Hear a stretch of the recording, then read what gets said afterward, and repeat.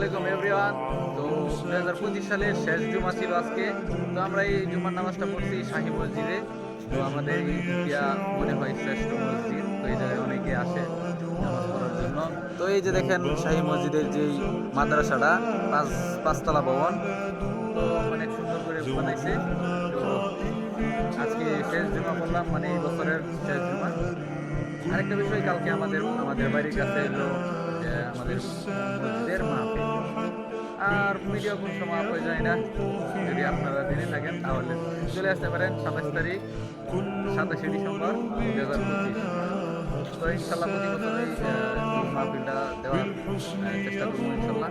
তো আজকে সকালেও কাজ করে আসছি, পোস্টারিংয়ের কাজ করছি, মাইকিংয়ের কাজ করছি।